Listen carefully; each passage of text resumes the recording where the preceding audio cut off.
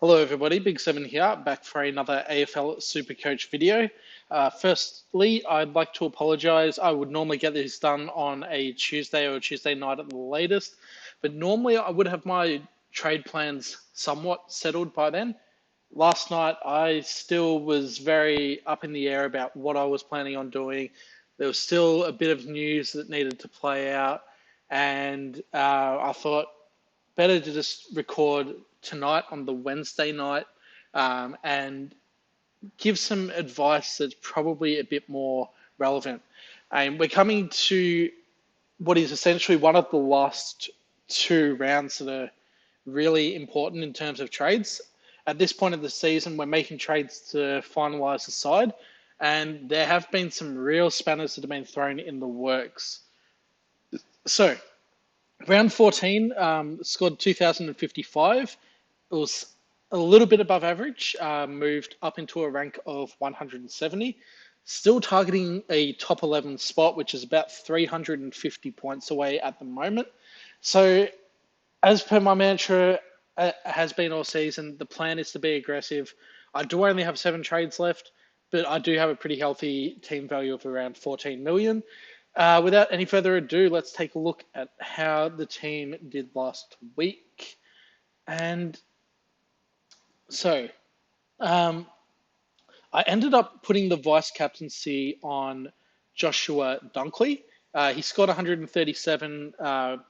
Definitely going to take that pretty much every time. It was, always going to be Dunkley vice captain. I was tossing up between Taranto and Bontempelli for the captaincy if I did need to choose one. I probably would have gone Taranto anyway, so I've lost points on people that have gone Bontempelli captain, but I think the consensus last week was very much Dunkley or Neil.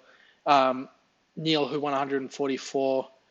I think in the top 1%, I think it was somewhere between 80 and 85% had either Dunkley or Neil vice captain or captain. So with those big scores, left me a bit less exposed to the Bontempelli 169. Speaking of Neil, he was the premium I decided to bring in last week.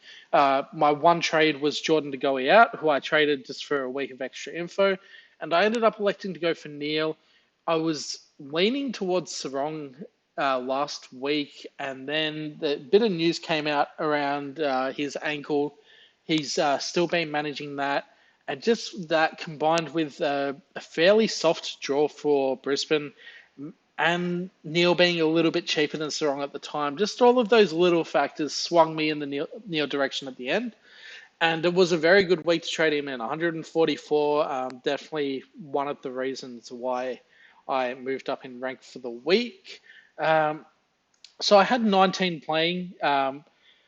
It looked like for most of the weekend that Matt Johnson's 32 was going to drop out of the scoring, but then Eddie Ford dropped to 30. Johnson, there are excuses for. He gave away a 50-meter penalty, and I don't think he played that badly. It came out after the game that he was suffering with a cork. It sounds like he's going to be right for this weekend, so hopefully he is named, because I am sure myself and a lot of other people are going to need that score. In terms of other players, my premiums, they all did premium things. Bailey Smith, 91, probably the most sketchy of them, but as long as he can go 95 plus, I'll be okay with that. Although I would like him to get a wriggle on. Probably not going to happen unless there are some injuries in the Bulldogs midfield, because it seems like he's playing mostly forward, at least at centre bounces, and then moving his way up the ground, which isn't a terrible role, but I'd prefer he would be getting those CBAs if possible. So in other premiums, all did all right. Chincotta 61 didn't get a lot of the ball, but when he did get the ball, he was very good with it. And Bailey Humphrey 74, it almost seems like another undeserved score given the role that he played. He didn't get a lot of midfield time. I think it was under 10% CBA, so he's definitely someone that I'm a bit wary of going forward. But we're coming into round 15, and this is the Carnage buy. I guess looking at defenders real quickly, I mean, all of those guys did well. She's all 103. Looks like he's back. I'm happy with him as a keeper for the year. And then I got to talk. Yeah, so round 15, this is the trouble buy because we have Carlton on buy, we've got Dogs on buy, we've got Port Adelaide on buy, North Melbourne, a couple more, Richmond, and some other team in there as well. I don't think I said GWS. But either way, yeah, 5 or 6 really SuperCoach relevant teams. So a lot of people will be struggling to get 18 this week. And that's also now being coupled by a couple of factors. James Sicily, he was someone that I held last week with the hopes, but not the highest hopes that he would get off from his appeal. And he didn't. I just thought if I traded Sicily out and he did get off his appeal, then it's another trade that I have to use to get him back. So, look, it would have been nice to trade Sicily last week.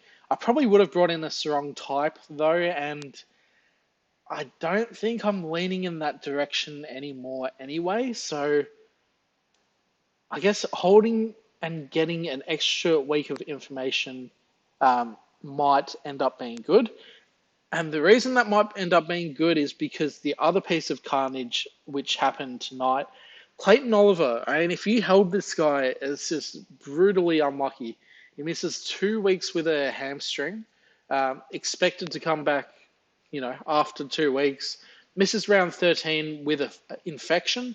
I guess round 13 isn't completely terrible because it was a best 18 round.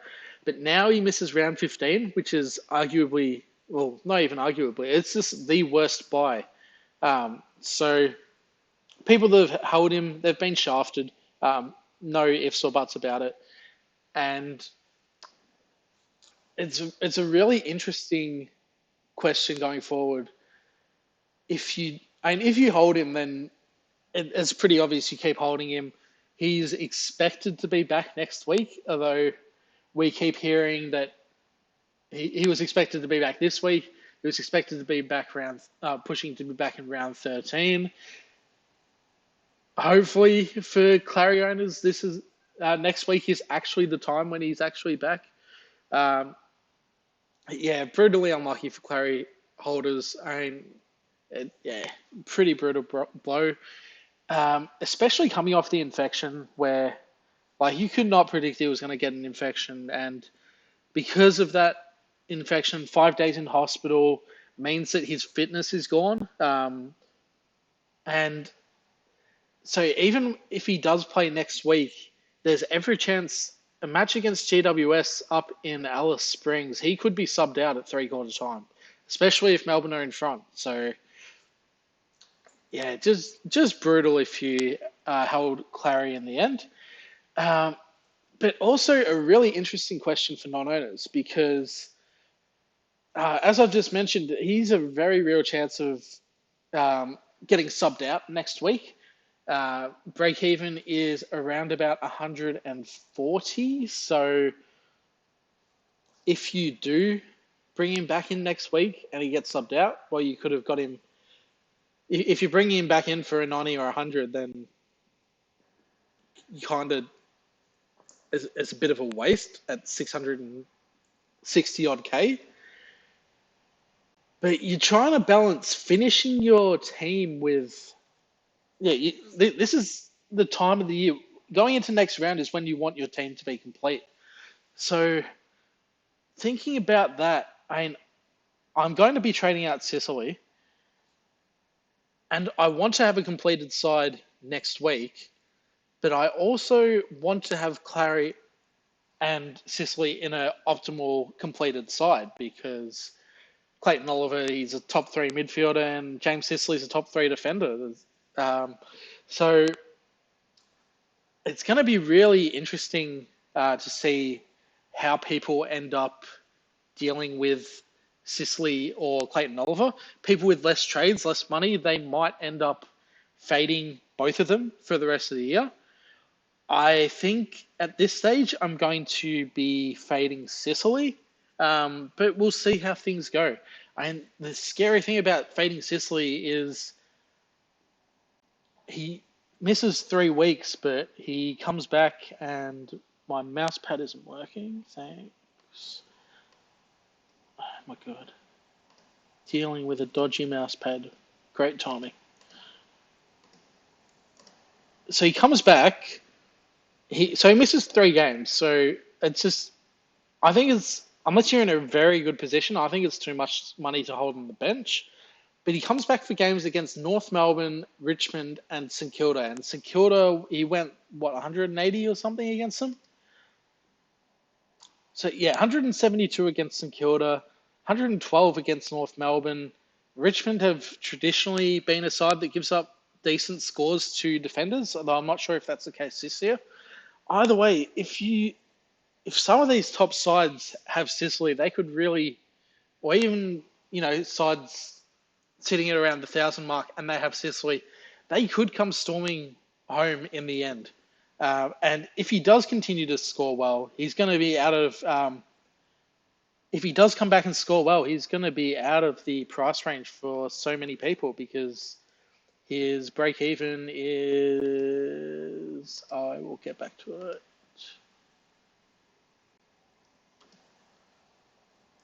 His break even is 65. So, and yes, if you were to bring him back, he'd probably be 650k for Sicily. Like, you don't really want to pay that. But if he goes massive in 2 weeks before a game against St Kilda, it's just going to be too devastating for non-owners to get him. So I think I want to fade Sicily at this stage, although I will decide on that later. Right now, my pressing priority is to maximize this buy because with so much other carnage around and presumably everyone will be at a fully completed side next week, or if not, very close to it. I see this as one of the last opportunities to make up a stack of points on people. So I'm going to continue to be aggressive this week. We'll optimize the side. So before trades, I would 5 playing in defense. Maybe can include Chesser. So it's a full midfield. So that is 6, 7, 8, 9, 10, 11, 12, 13, 14, 15, 16. Is that right? Yeah, 16 playing. But that's also assuming that Matt Johnson and Chesser both play. It could be as low as 14.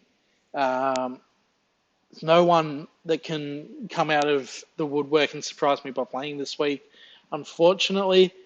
So my best case scenario is to have 19, and that would involve trading out 3 blue dots, or in my case, I've got Sicily. So I will trade out Sicily. And I will trade out Eddie Ford. The reason, I could trade out a Chincotta instead of Ford. He's slightly more money. But the player I want to bring in is forward only eligible, and I wouldn't want to have Ford and this player. He goes by the name of Ryan Ivan Maric. And the reason, I don't want to have both Ford and Maric at F7 and F8 because it then limits the looping opportunities that I will have later on in the season. And the other player I want to bring in is one Cristiano Petracca. I think, Petracca is probably just the best of the midfielders that are playing this week. And so also another game with Clayton Oliver out assumes more responsibility, maybe even next week as well. But even with that, even with Clary in the side, he still scores well. Over the back half of last year, after the bye, I think he averaged about 116. 650k is a bit of an overspend for him, but the break even is 122. Coming up against a Geelong midfield that is pretty weak, and at this stage of the season, I want to maximize points. And if I think he's going to be the best option available, I want him in the side. So that's 5 trade. So that's 2 trades, 5 trades remaining. And I could sit on my hands if Chesser and Johnson play and be content with having 18.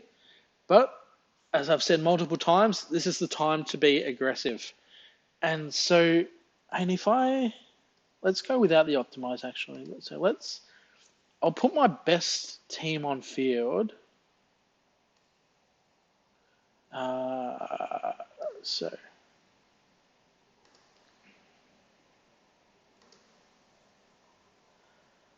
basically what I'm going to show is essentially my completed side and how it's shaping up. So it'll be Gordon.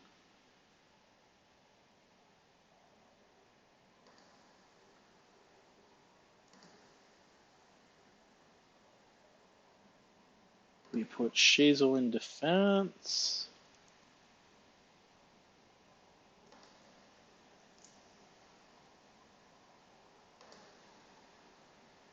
King Bontempelli on field.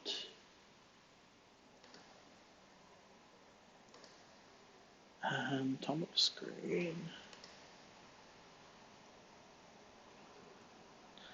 So this is what the side looks like now. Defense is full. I could put Sheasel into the forward line.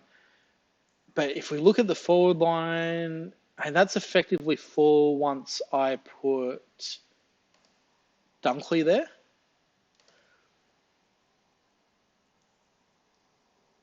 So I do that.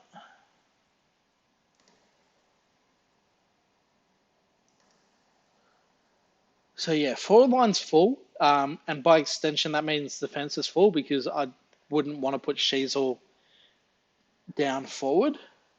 And so the last position I'm missing is that midfielder. And I want that midfielder to be Clayton Oliver. But if I can, I would rather get Clayton Oliver in 2 weeks. Once I know that he's fit, not going to get subbed out of games, and be that premium option. But with 21 premiums now, it means that if I want to do that, I have to essentially bring in my 23rd premium now, which is what I'm going to do. So my plan, I bring in essentially a bridge player or a 23rd player that can go on my bench once Clayton Oliver is fit again, and will also cover future injuries or suspensions. And if someone was to get suspended this week, then it'd be a bit awkward, but maybe I would just bring Oliver in early. And then, so my path to getting Clayton Oliver back would be to use 2 trades. It would be to trade out Humphrey and Seamus Mitchell. So that means with Matt Johnson expected to play, he's not a trade out option. I've got to keep Humphrey and Seamus Mitchell. They're both obviously playing this week. So pretty much by elimination means that I have to get rid of Chincotta. And so that Chincotta leaves me with 445k in the bank. So we'll just remember that number, 445, because that's basically my price limit. So we'll go 445.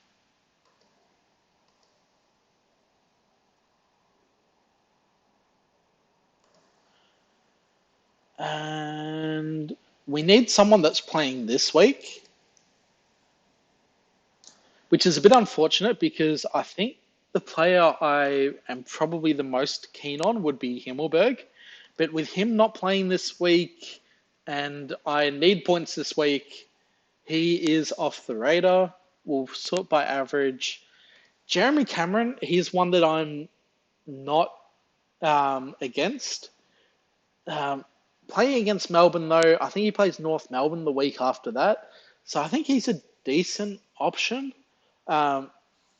Will Day, I think potentially the best option in terms of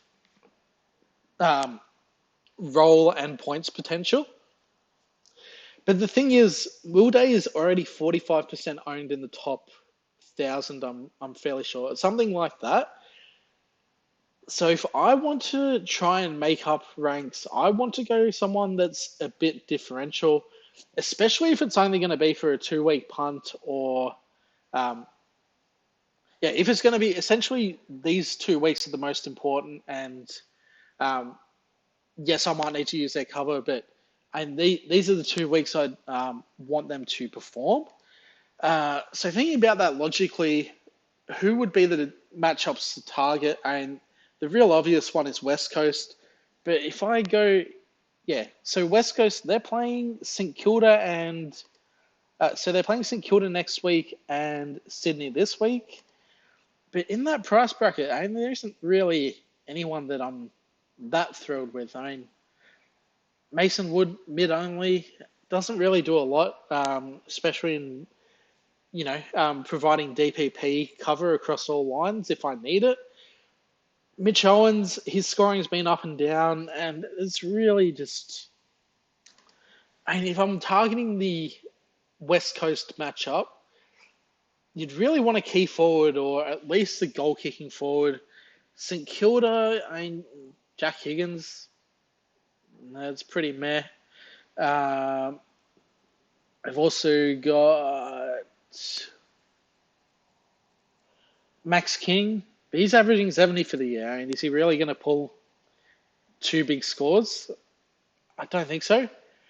Tom Papley was the one that was really interesting me last week, but coming off a 26, I just can't do it. I love the bloke and I would love the pick to work, but I think it's more out of love for him rather than his actual scoring that I would want to pick him. He did have a really good stretch in the middle of last year, but that is when he was getting a decent chunk of CBAs, and he didn't get those last week. I think that coincided with Sheldrick's emergence. So I don't want any of these guys. So Will Day, Jeremy Cameron, Ben Keys, I haven't mentioned him yet.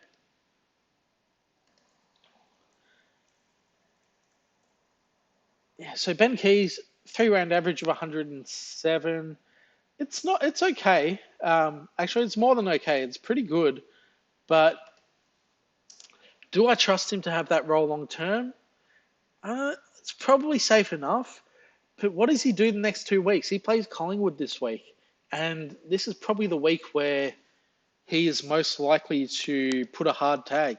He tagged Dacos in there. Oh, geez, what's happened there? He's tagged Dacos in his prior game this year.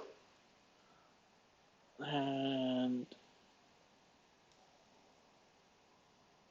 geez, this is going real slow.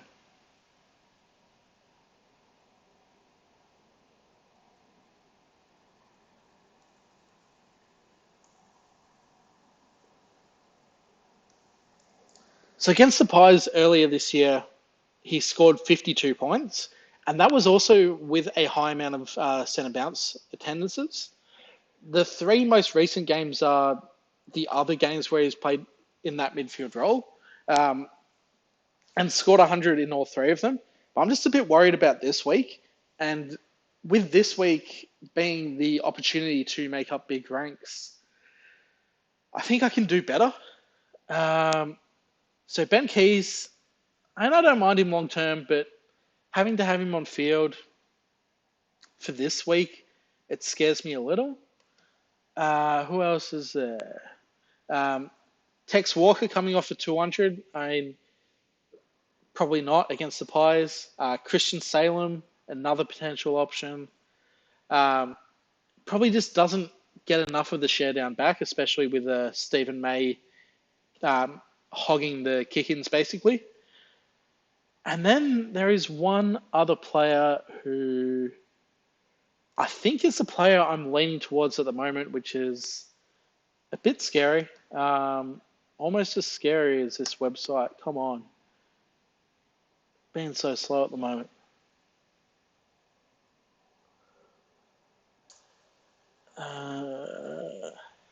And the player I think I'm leaning towards at the moment, but it could very well change. It is a player that was in everyone's side in preseason before he got injured. It's Elliot Yeo. And I can see the irony in picking a player that is supposed to cover for your injuries when he is as injury prone as he is. But look, I'm trying to maximize the next 2 weeks. And so that would be Sydney this week, who I don't think are that flash this year. And then St Kilda. And if Elliot Yeo is playing in defence, which he was last week, then he could absolutely cook against St Kilda, who are giving up massive scores to defenders. So I'm willing to take the Elliot Yeo punt. It would effectively be for 2 weeks. And so if I bring in Yeo, we take out Chincotta, 45k in the bank. So Humphrey and Seamus Mitchell will get me to Clayton Oliver easily. The other thing I could do is if Clayton Oliver, if Elliot Yeo was to get injured in the next couple of weeks, then I would just trade him out. I would trade Yeo and Seamus Mitchell out and get Clayton Oliver that way and have Humphrey rolling as my 23rd. I think Yeo will outscore Humphrey pretty comfortably over the course of the year, but you cannot guarantee that Yeo will even make it through a full game this week. So it is a bit of a risk, but I want to maximize points this week. So we'll optimize the team once more. That takes us to a projected of 1896. I think a lot of teams will struggle to hit 1700 this week. So this is my time. This is my time to break into the top 100 at the very least. I'll be disappointed if I'm outside top 100 after this week. And from there on out, I've got a path to get Clayton Oliver back. I don't have a way to get Sicily back, which is pretty scary. The thing I could consider is, so after I get Clayton Oliver back, I could consider sideways trading out someone like a Neil or a Brayshaw if they've held enough price and sideways them to Sicily. It would be pretty risky though, going down to 1 injury trade. And my plans are to go down to 2 injury trades, but I would have the 23rd player. So I do feel like I am walking on a bit of a tightrope, but again, like you need to risk it for the biscuit. And I'm a hungry man. I want to eat biscuits. So vice captain and captain for this week, I am going to go Petrarca against a fairly weak Geelong midfield with also Clayton Oliver out of the side. And my captain is going to be Josh Dunkley against St Kilda. Historically does pretty well at Marvel Stadium as well. And in his run of form, it's a pretty safe selection. What else do we have in terms of... So that'd be Thursday night into Friday night. I could go a Sydney player against West Coast. That's really only Errol Goulden, and that's more a vice-captain play, I think. Merritt against Fremantle could be okay. Collingwood and Adelaide, could Dacos would probably get tagged. Probably wouldn't want to go an Adelaide midfielder. And then Gold Coast against the Hawks. None of those are really good matchups. So I think Petrarca into Dunkley. I think, yeah, probably my backup option to those would be Merritt. And that sums it all up, really. So 4 trades. Planning not to trade next week. Wait a week out on Oliver. We'll see how things go. Hopefully, no more Carnage strikes. I feel like I say that every week, and I feel like more Carnage strikes. But what can you do? But yeah, this is the side for this week. Hopefully, looking at a move into the top 100. Hopefully, your guys' sides are trucking along nicely as well. Once again, my condolences go out to people that held Clayton Oliver. I mean, that really stinks for you. And yeah, as per usual, thanks for watching, and I'll see you for the next video.